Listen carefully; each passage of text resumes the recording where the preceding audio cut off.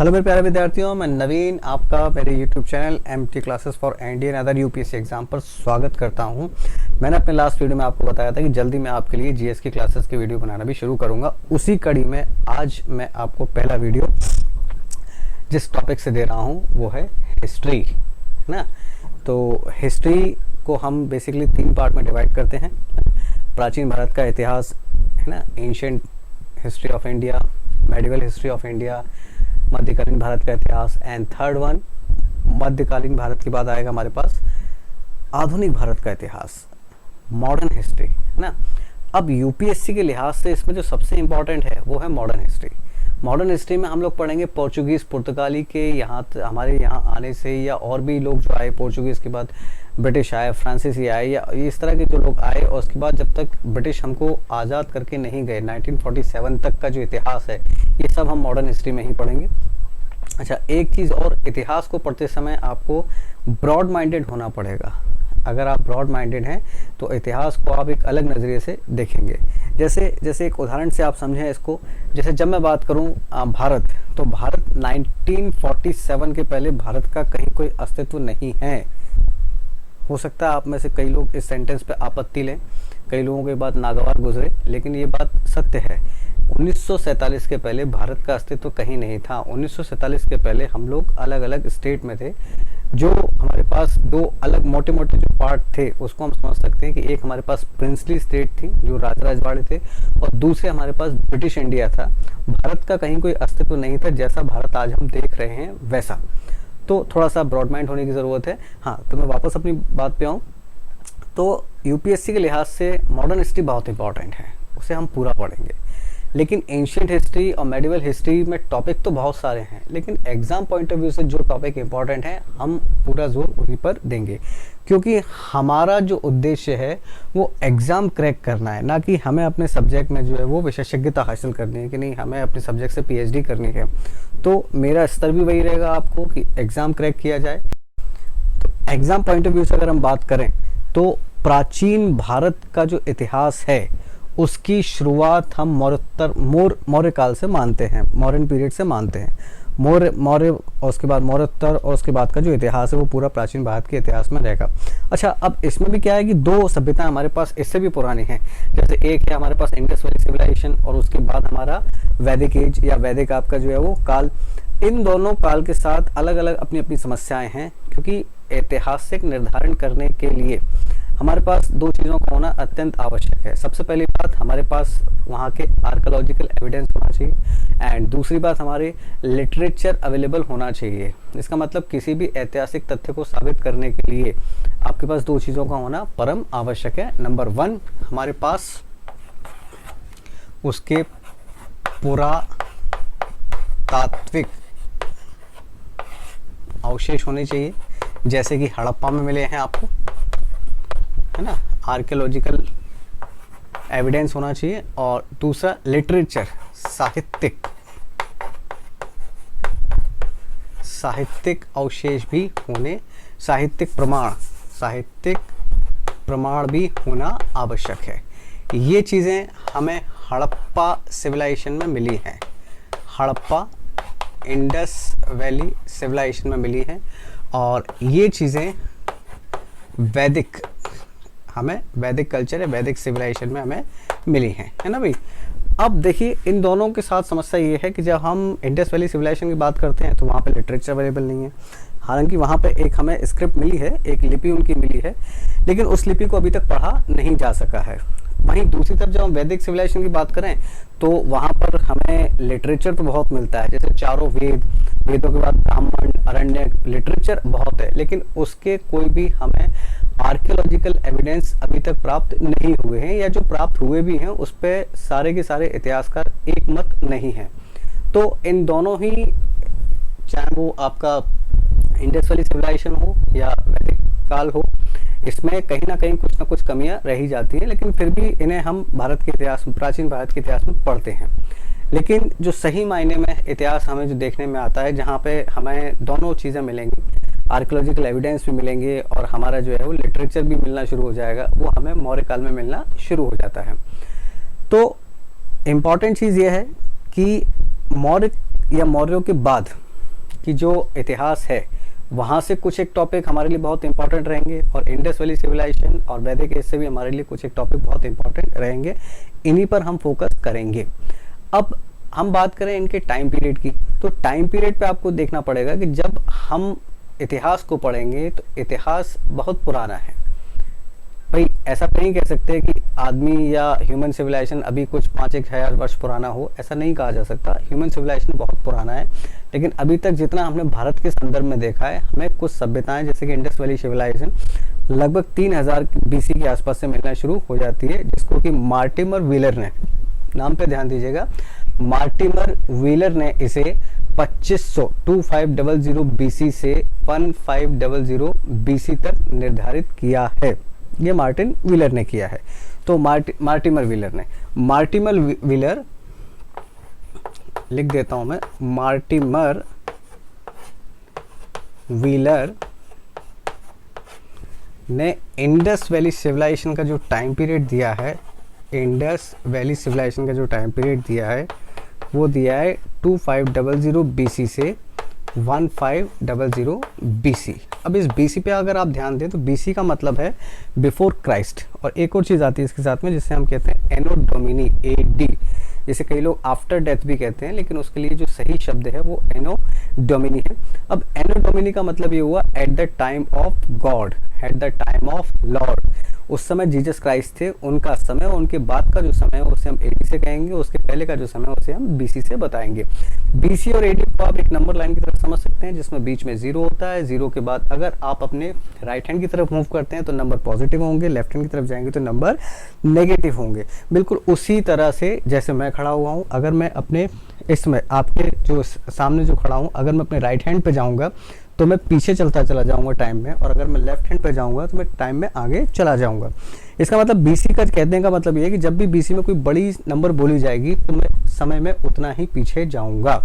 जैसे BC में मैंने बोला 350 BC, BC को हिंदी में कहेंगे हम ईसवी पूर्व, और 450 BC, तो 450 BC 350 BC से ज़्यादा पुराना है या उससे ज़्यादा बड़ा है समय के अनुसार। तो ये तो रहा BC और AD का कॉन्सेप्ट। तो इतिहास में हमें BC बहुत बार पढ़ना है।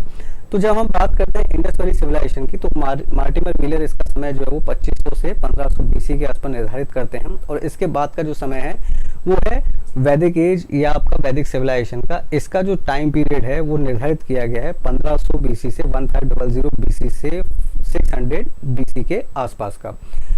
इसके बाद आपका जो टाइम पीरियड रहेगा वो रहेगा पोस्ट वैदिक एरा या आपका उत्तर वैदिक काल, और इसके बाद का जो समय रहेगा वो भारत में कुछ हलचल का समय है।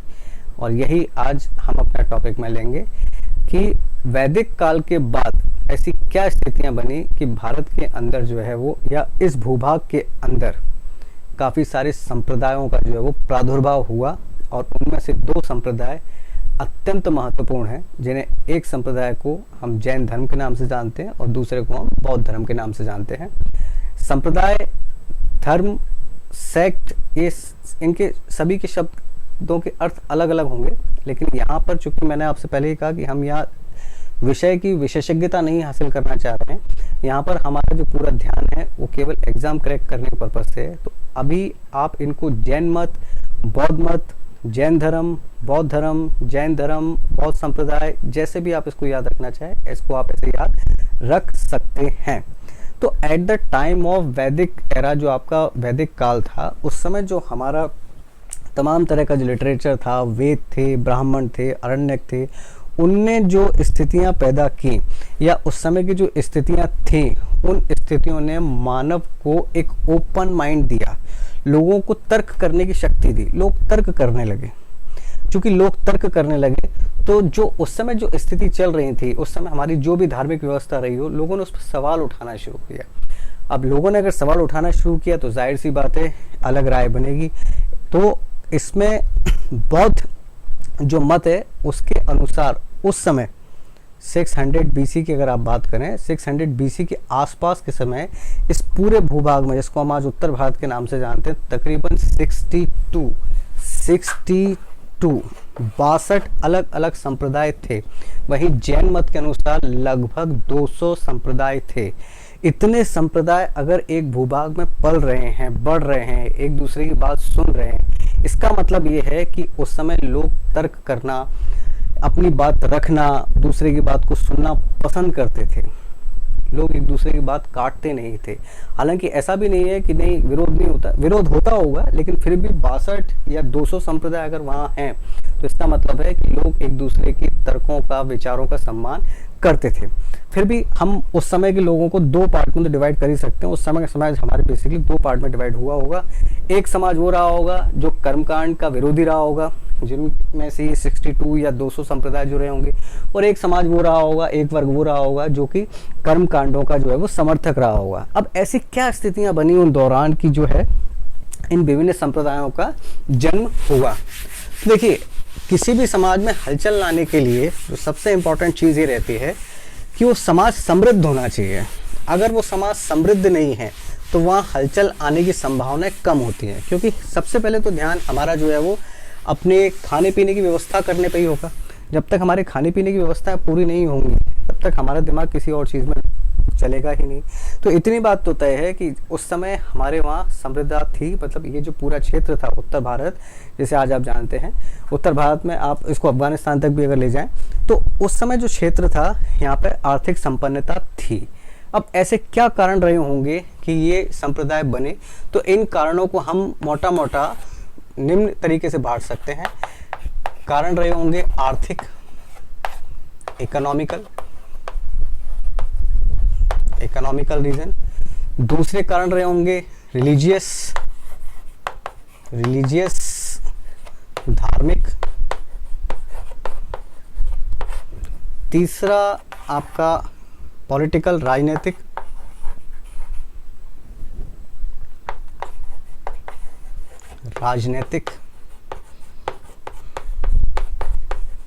और चौथा आपका धार्मिक,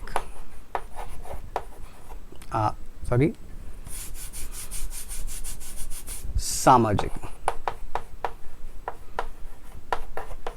सोशल। ये चार कारण रहे होंगे उस समय जो इतिहासकार हमें बताते हैं, जिनके कारण से उस समय जो भूभाग था, उत्तर भारत का जो भूभाग था, उसमें 62 संप्रदाय, खासकर से जैन मत और बौद्ध मत का जो है प्रादुर्भाव हुआ, है ना। अब देखिए, यूपीएससी के लिहाज से अगर आप बात करें, यूपीएससी एग्जाम के लिहाज से बात करें तो इनका जन्म कब हुआ, इनकी मृत्यु कब हुई, कहाँ पे ज्ञान प्राप्त हुआ, कहाँ ज्ञान प्राप्त नहीं हुआ, ये इतने इंपॉर्टेंट नहीं होते। कभी बार यहाँ से क्वेश्चन आने की संभावना रहती है, लेकिन यूपीएससी आपसे जो पूछेगा बहुत कंसेप्चुअल चीजें पूछेगा। जिस तरह मैंने आपको बताया कि क्या कारण रहे, कैसे कारण रहे, अक्सर क्वेश्चन यहाँ से बन के आते हैं। इसलिए आपका जो फोकस होना चाहिए वो फैक्ट के अलावा इन बातों पर भी होना चाहिए। बाकी जन्म कहाँ हुआ, कब मृत्यु हुई, किस जगह ज्ञान प्राप्त हुआ, ये तो इम्पोर्टेंट है ही, इन्हें तो आप तैयार करेंगे। तो मैं अगर वन बाय वन इनकी बात करूँ कि भाई ये संप्रदाय क्यों फले, क्यों बने, तो इनमें सबसे पहले मैं ले रहा हूँ आपका आर्थिक, इकोनॉमिकल।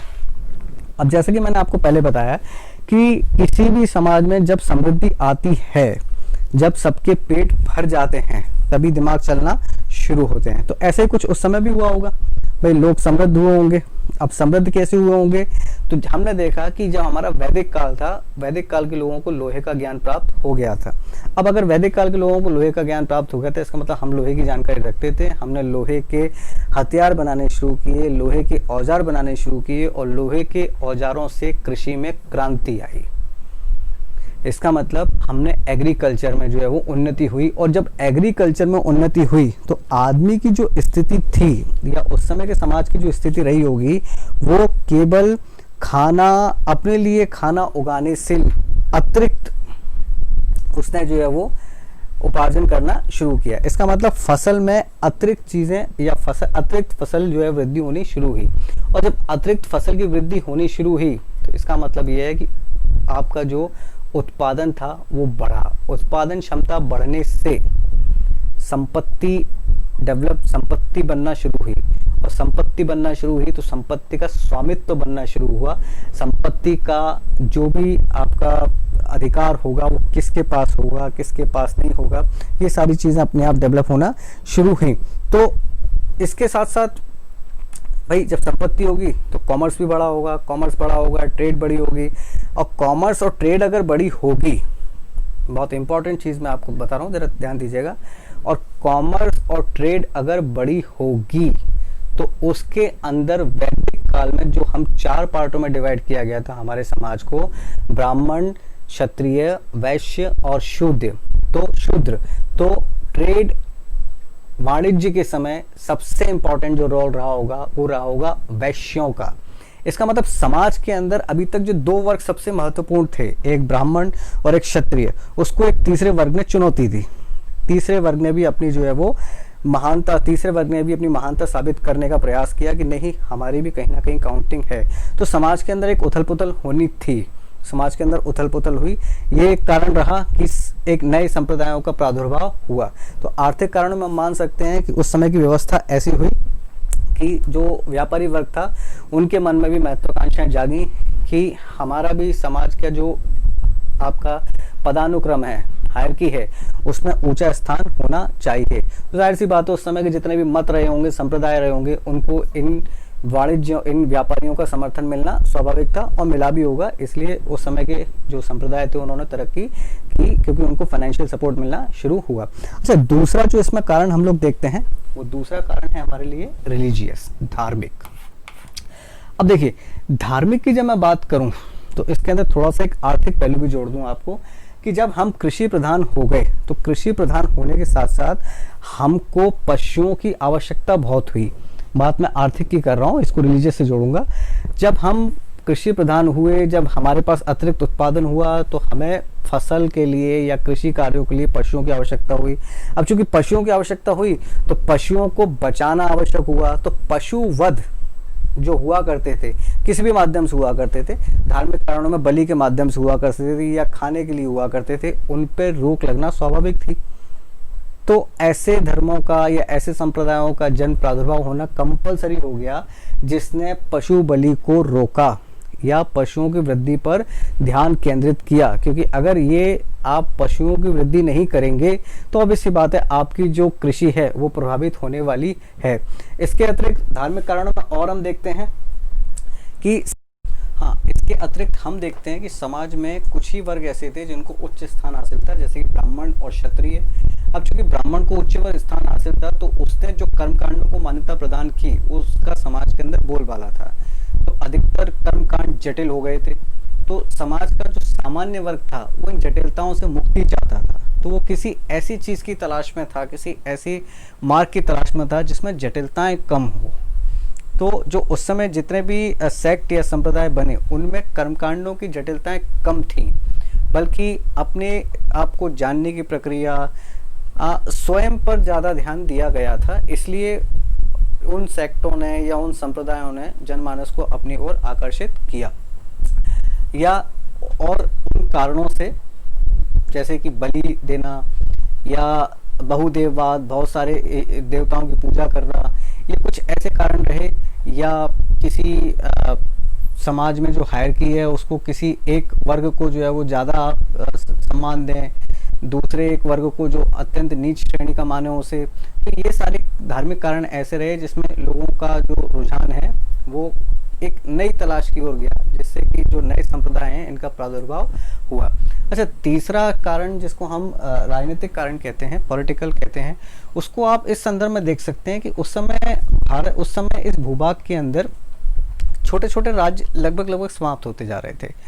उनको मिला के बड़े बड़े राज्य बनते जा रहे थे। मतलब साम्राज्यवादी ताकतें जो है वो अपना जोर दिखा रही थी। अब चूंकि साम्राज्यवादी ताकतें अपना जोर दिखा रही थी, वहीं दूसरी तरफ कुछ ऐसे राज्य भी थे जो गणराज्य थे, रिपब्लिक थे, जैसा आज की डेट में हमारा भारत है। तो वो छोटे छोटे गणराज्य आपस में मिलकर एक बड़ी स्टेट बनाते थे। तो उन छोटे छोटे गणराज्यों को कोई राजा नहीं होता था, बल्कि वो एक लोकतांत्रिक प्रणाली के अंदर अपने जो है प्रधान को चुनते थे। इसका मतलब ये है कि वहाँ पे सभी लोग एक दूसरे के बातों का, एक दूसरे के विचारों का सम्मान करते थे, बहस करते थे। तो इस बहसों के माध्यम से, एक दूसरे के तर्कों को सुनने के माध्यम से लोगों में एक सोच उत्पन्न हुई। तो उस समय की जो मान्यताएं थी उस सोच को इन्होंने चुनौती दी। उस चुनौती के फलस्वरूप हम ये जो विभिन्न संप्रदाय, जैन धर्म के अनुसार 200, बौद्ध धर्म के अनुसार 62 संप्रदाय, इनका प्रादुर्भाव होना स्वाभाविक था और जो हुआ भी। इसी संदर्भ में आप देख सकते हैं, जैसा पूरे संदर्भ में आप देखें कि उस समय जितने भी संप्रदाय थे उनको बनाने वाले, चाहे वो महावीर स्वामी हों या आपके गौतम बुद्ध हों, ये क्षत्रिय वर्ग से थे। इसका मतलब आप साफ साफ समझ सकते हैं कहीं ना कहीं कि क्षत्रिय वर्ग ने ब्राह्मणवाद को एक तरह से चुनौती पेश की। ब्राह्मणवाद से यहाँ कहने का मेरा मतलब ब्राह्मण से नहीं है, ब्राह्मणवाद से यहाँ कहने का मेरा मतलब है कि उस समय जो कर्मकांडों की जटिलता थी, कर्मकांडों ने जिस तरह से समाज को जकड़ रखा था, उससे मुक्त कराने का प्रयास जो है वो इन संप्रदायों ने किया।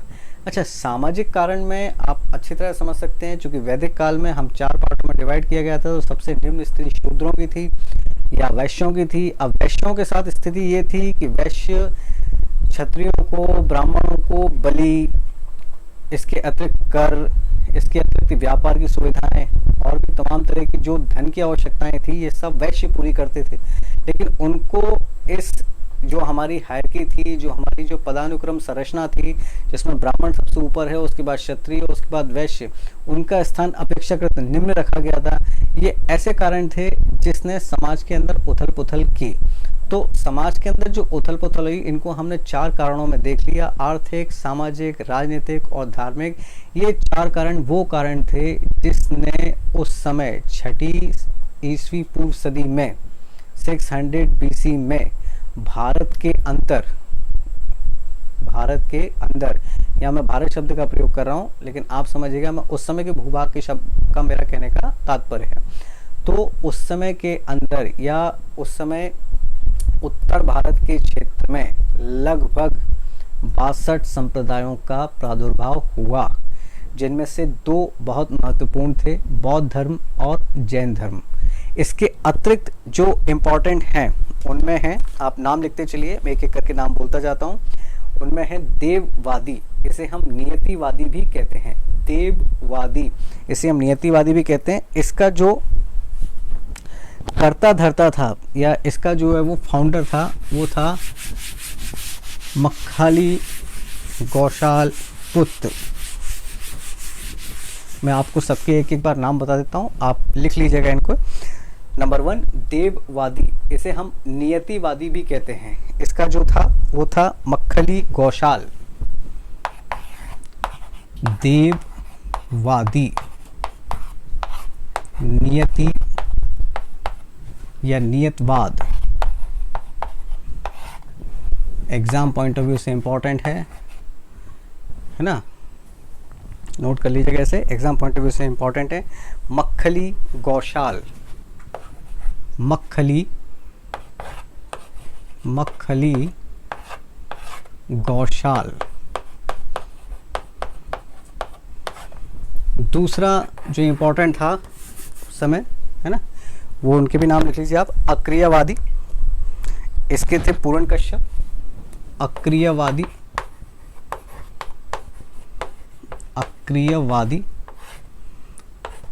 इसके जो फाउंडर थे वो थे पूर्ण कश्यप। काफ़ी सारे थे, लेकिन हम महत्वपूर्ण केवल वो लिख रहे हैं जो एग्जाम में पूछे जा चुके हैं या इनके पूछे जाने की संभावनाएं रहती है। तीसरे थे अकृतवादी,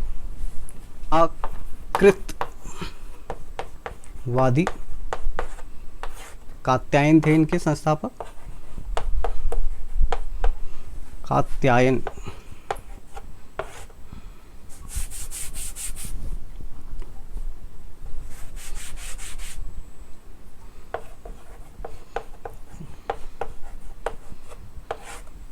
है ना, और इनसे भी सबसे ज़्यादा जहाँ से क्वेश्चन आया है वो एक थे आपके चावर्क। चावर्क एक बहुत इम्पोर्टेंट नाम है। चावर्क के बारे में ये कहा जाता है कि ये भौतिकवादी थे, टोटल भौतिकवादी। इनका किसी भी चीज़ में कोई यकीन नहीं था, कोई ईश्वर होता है, ईश्वर नहीं होता है, इनका बिल्कुल नहीं था। इनकी एक बहुत फेमस किंवदंती है जिसे लोग कहते हैं यावत जीवेत सुखम जीवेत कृतम, इस तरह की एक लाइन है, जिसको लाइन यावत जीवेत सुखम जीवेत ऋणम कृत्वा कृतम पीवेत, ये वो लाइन है जिसको अक्सर जो है वो लोग एक दूसरे से पूछते रहते हैं। तो चावर्क, है ना, चावर्क टोटल भौतिकवादी।